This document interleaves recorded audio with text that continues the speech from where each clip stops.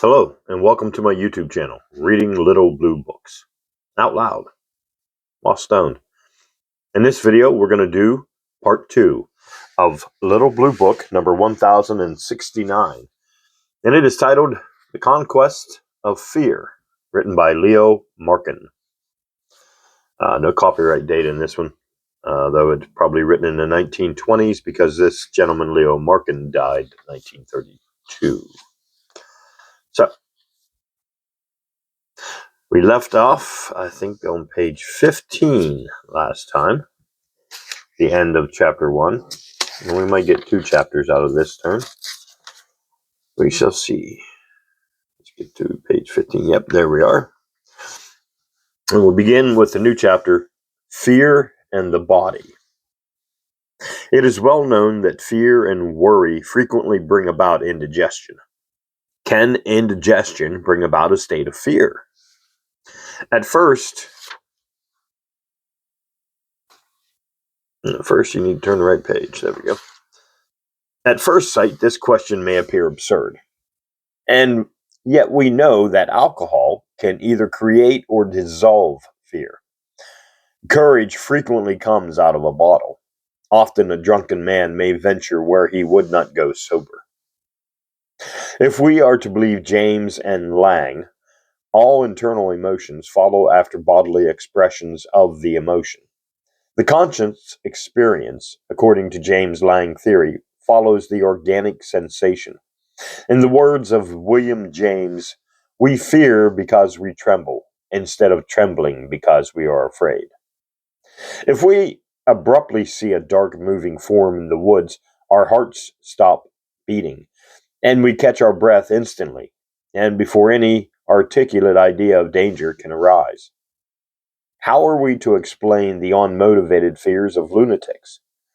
Again, to quote James, if inability to draw a deep breath, fluttering of the heart, and that peculiar gastric change felt as precordial anxiety, with an irresistible tendency to take a somewhat crouching attitude and to sit still, with perhaps other visceral processes not now known, all spontaneously occur together in a certain person.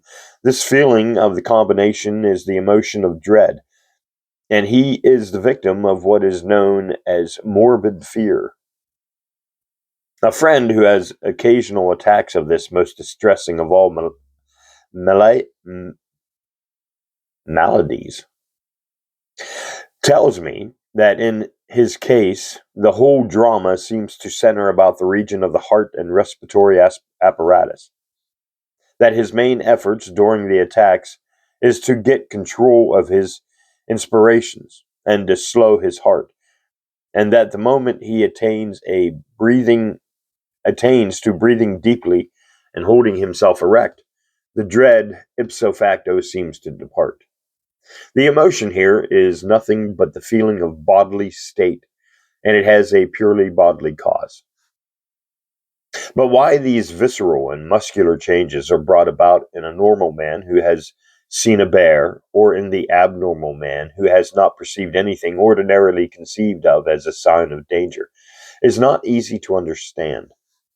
In the case of a thunderstorm, Whitmer says that the intense light and sound stimuli cause the heart to beat violently and the breathing to become irregular, and act upon the muscles to produce a temporary weakness and a trembling of the limbs. As a matter of fact, people who are afraid of thunder and lightning need no intense stimuli to arouse their fears. A distant rumble or a remark from somebody who is standing at a window may be sufficient to send them leaping between their bedclothes. All in all, the machinery of fear has never been satisfactorily explained. There is much to be said for the James Lang theory. However, even if many psychologists, especially those who stand under the influences of Freud, reject it, James emphasizes the fact that fear is more than a consciousness of danger. Many of the involuntary movements are likely to be in themselves dangerous. That's the end of that chapter. And we'll pause for hydration. This hydration break brought to you by my friend Maddie. Cheers, Maddie. Hydrate. Cottonmouth is the enemy of us all. All right, next chapter. Neurotic Fear. Sigmund Freud tells us that birth is the source and prototype of the emotion of fear. And yet, he continues, the child seems to not be able to turn the page, apparently. The child seems to bring very little real fear into the world. The more ignorant it is, the less it fears. The awakening of real fear is the result of education. Real fear, he sharply differentiates from neurotic fear. Infantile fear has very little to do with real fear, but it is closely related to the neurotic fear of adults. It originates in unemployed libido. In other words, repressed sexual desires bring about unreasonable nervous fears and worries. The neurotic person, according to the Freudian view, sees his own sexual requirements as an outer danger.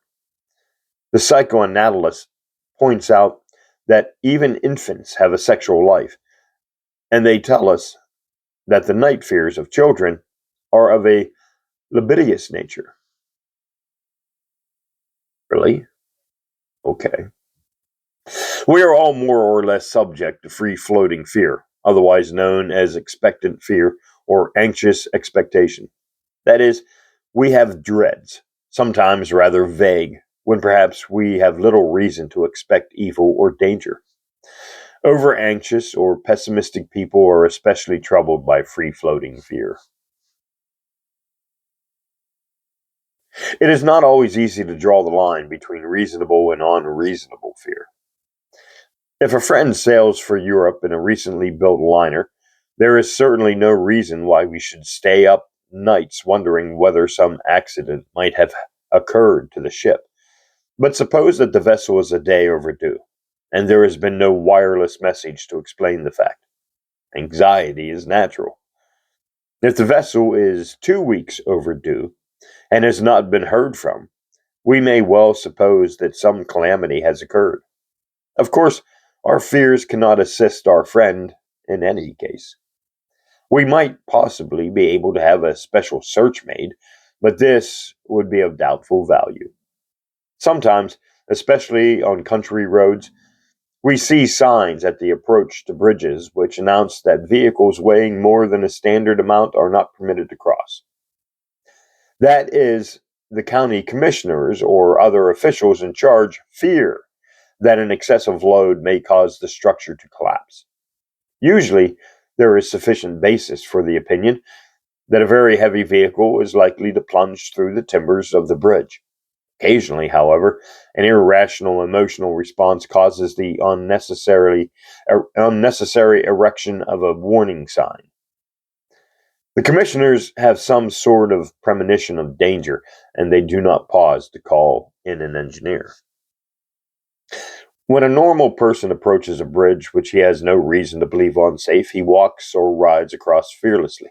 But there are neurotic persons who never go across the bridge or who cross one in fear and trembling. After all, they reason, there may be unsafe places in it.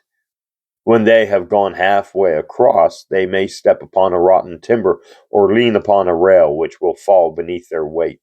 If they venture upon a bridge, then they may, or their diseased logic sometimes has it that they certainly will, drop and be drowned.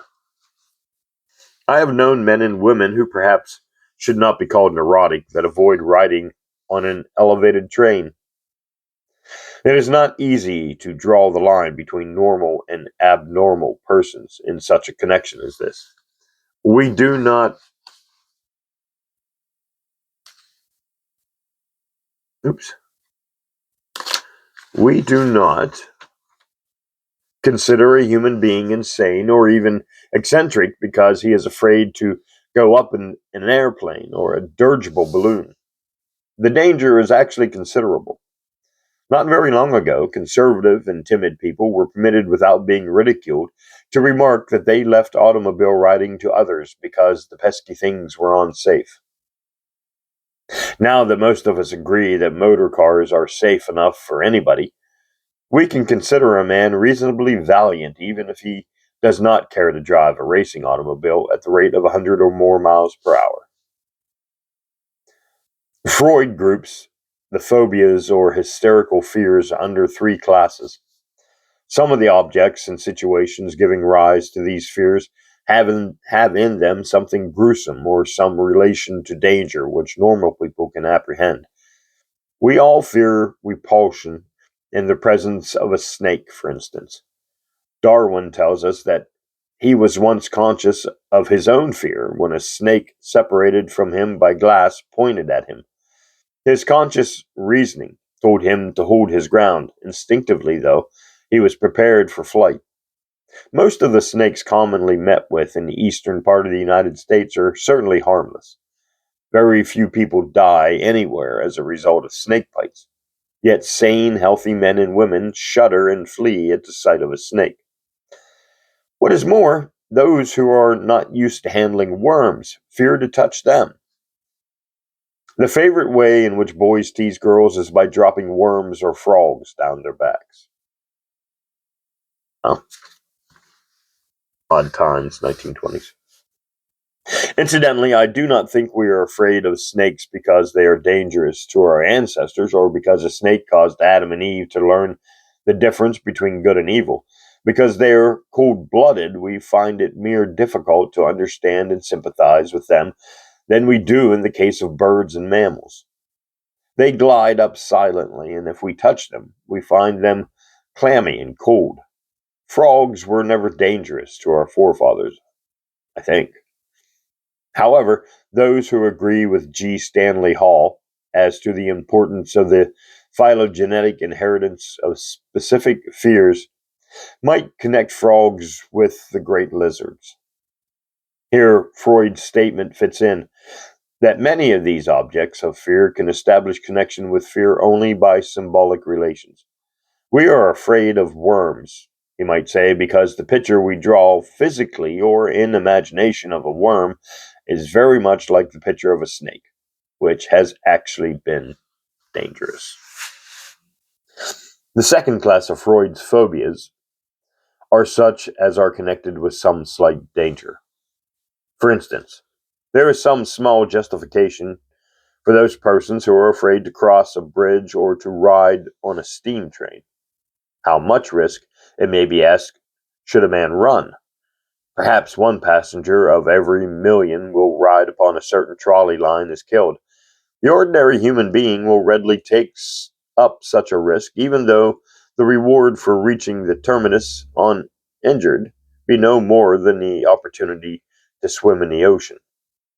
There was, some years ago, a monorail line in the Bronx where accidents were of frequent occurrence. So many persons avoided it for this reason, that the line was finally abandoned. On the other hand, danger is fascinating to many. We may be sure that some people went out of their way to ride upon the monorail car.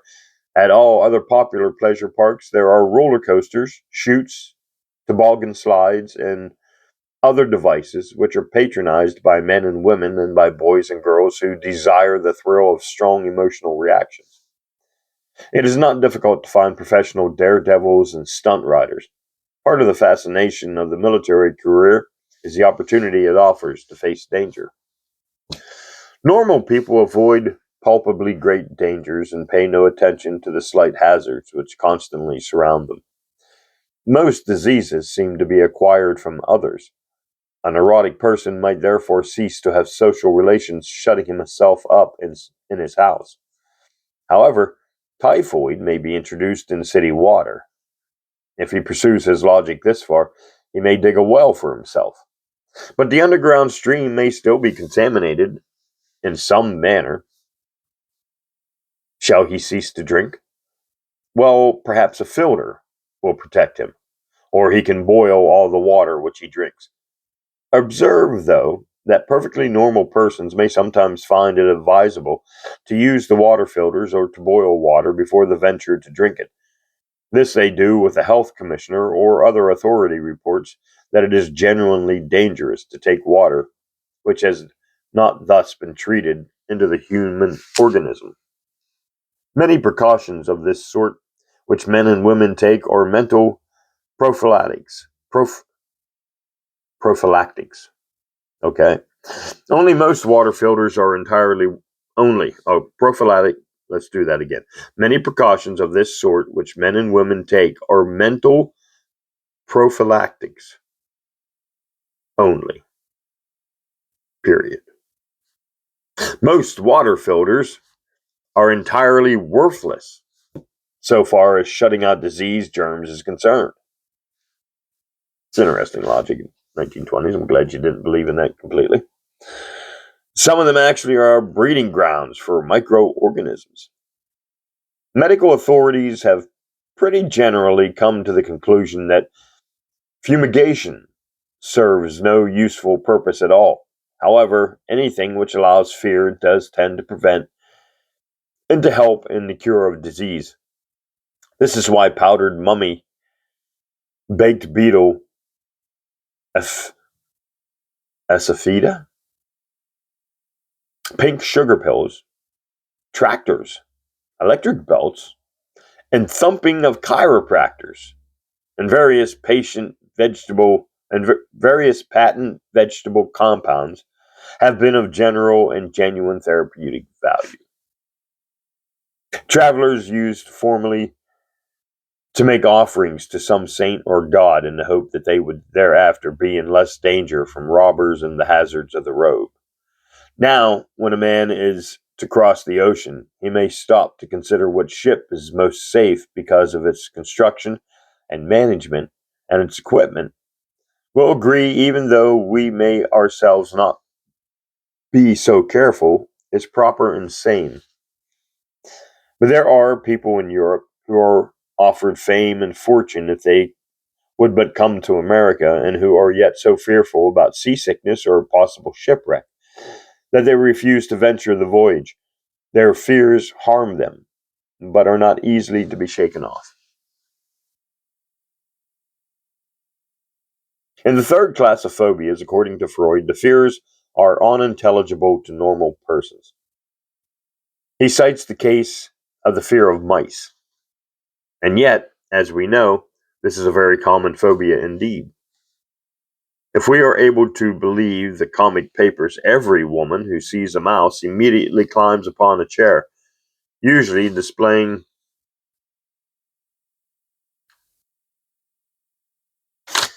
her legs as she does so. Oh, good golly. Rats sometimes wound, even kill young children. It is in childhood that most fears develop. Can a woman's fear of mice be removed by adjusting her sexual life? It's an odd question, don't you think? I doubt it, he says. Can it be driven out by convincing her that the little creatures have no power to hurt her? Usually she knows it. She may indeed, to defend herself against the charge of being unreasonably afraid, try to show that the small mammal is capable of injuring her. But even if she be fully convinced that it is harmless, she will jump whenever she sees one of the little furry animals. Although cats have long lived in our homes as mousers and pets, a great many women and some men are afraid of them. Others, to be sure, are irresistibly moved by the impulse to stroke them and play with them. G. Stanley Hall remarks that the love of fur is even commoner than the fear of fur. And he believes that this love and fear are so strong and instinctive that they can hardly be fully accounted for without recourse to a time when association with animals was far closer than now, or perhaps when our remote ancestors were hairy. When children are brought up in a house where cats and dogs are kept as pets, it is entirely unlikely that they will afterward fear these animals. They are afraid of what is new and strange. This is also true for primitive man, and to a certain extent of the civilized adults as well. The fear of the unknown is not altogether unreasonable. although it is more characteristic of the nervous than of the well-adjusted. The unfamiliar soil may be a quicksand upon which it is very dangerous to walk. The variety of mushroom, which we have never seen before, may be poisonous. The strange man who comes to our door may be a thief or a swindler. However, as it need hardly be pointed out, no progress is possible when the unknown is altogether avoided. We can, without great danger, learn if the soil never before encountered is solid or not. Perhaps it contains valuable minerals, or is better suited for agriculture than the earth in which we now have been planting our seeds. The new mushroom may be more wholesome and palatable than those we have been eating. The stranger at the door may have come to announce a legacy or to introduce new and improved machinery into our factory. It's assuming, well, we all own factories, apparently. The fear of the new is sometimes expressed in terms of worship of the old. Many men opposed the substitution. Yeah, the substitution of the electric chair. Oh, sorry, no, completely read that wrong. Substitution. Stoner moment. The substitution of the electric chair for the gallows, because what was good enough for our fathers is good enough for us. Let them all hang. Railroads were, a number of decades ago, denounced as unscriptural human beings. Indeed, it is difficult to mark a definite boundary between real fears and those called neurotic. As we have seen, there is frequently some element of danger at the core of the complex.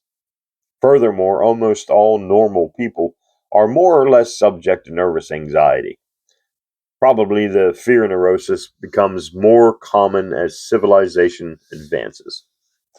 Whether or not this is so because the difficulties of a proper adjustment of the sexual life increase, I am not prepared to say. Well, maybe you should be. It may be noted, however, that in a cultural society, like the problems of adjustment to the environment become complicated. I cannot help feeling that Freud has somewhat exaggerated the importance of the suppressed desires in explaining how anxious fears arise. To a certain extent, as it seems to me, he has confused cause and effect.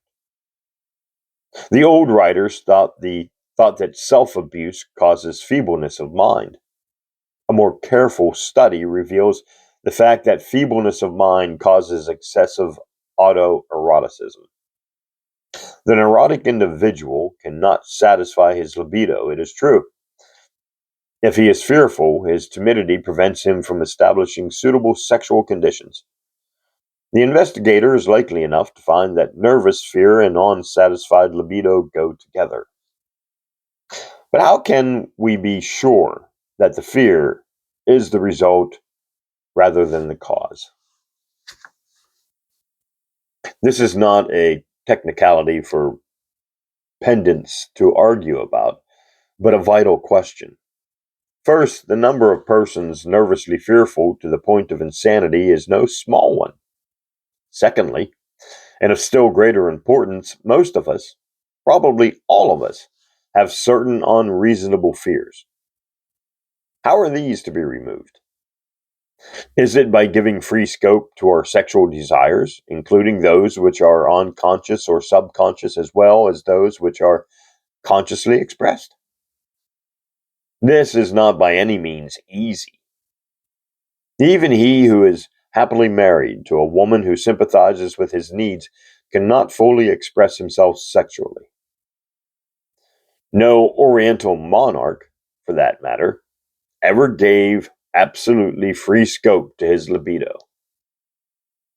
How do you know that? That's a rather bold statement, I'd say. Just my thoughts on the book. That which is dormant, we may well allow to sleep. Sure.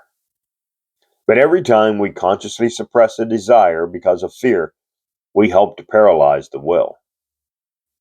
I should like my readers to study Robert Browning's poem, The Statue and the Bust. In the light of this statement, it tells of a sexual desire, but the application may be made to other cases. Oh, a crime will do as well, I reply, to serve for a test. As a golden virtue, through and through, sufficient to vindicate itself and prove its worth at a moment's view. Timidity may prevent a man from doing evil just as it may keep him from doing good. However, it spoils him for any efficient use of his potential powers. Stake your counter as boldly, ever wit, venture as truly, use the same skill. Do your best, whether winning or losing it. If you choose to play, is my principle. Let a man contend to the uttermost, for his life's set prize be what it will. I have no idea what those phrases mean, but it's there in the middle of the page here. I will show you. See, there is just, that's not helping at all, is it? There we go. It's just italicized and just strange. Okay, so I digress. What man has not wished more mischief than he dared to carry out? Well, me, that's for one. Who has not coveted his neighbor's house and his neighbor's wife and oxen? Ooh, never thought about my neighbor's oxen. But we must perforce dilute our desires with our fears.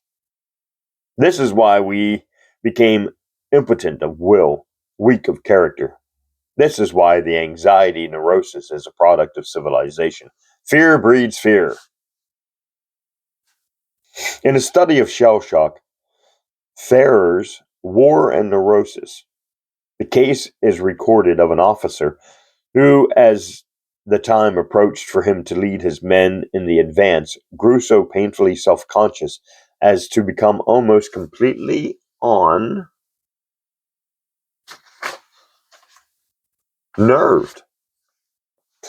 Not through fear of the enemy or dread of danger, as it seemed to him, but through the fear that he would be afraid.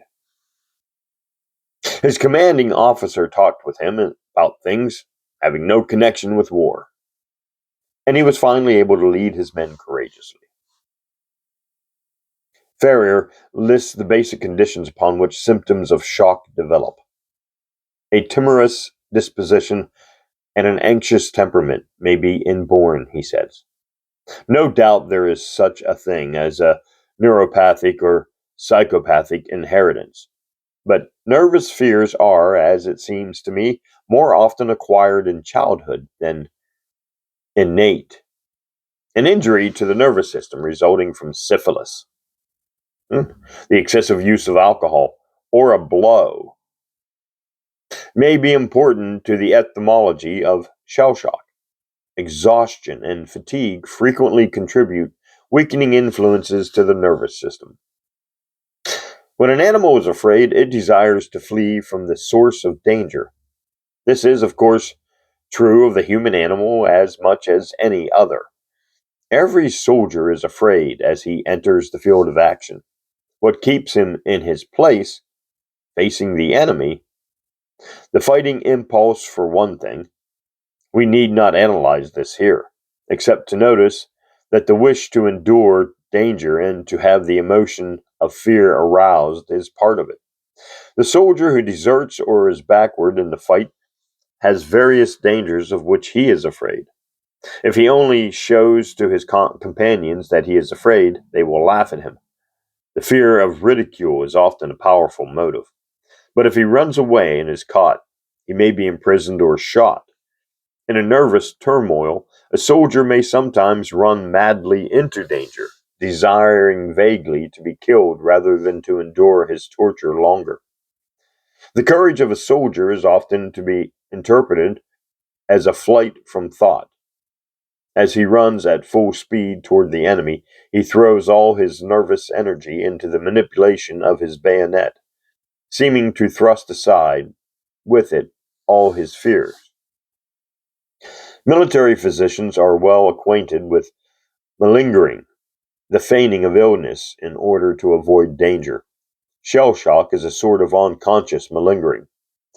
The soldier who goes insane in the trenches at once removes from himself the fear of being killed and the fear of seeming a coward.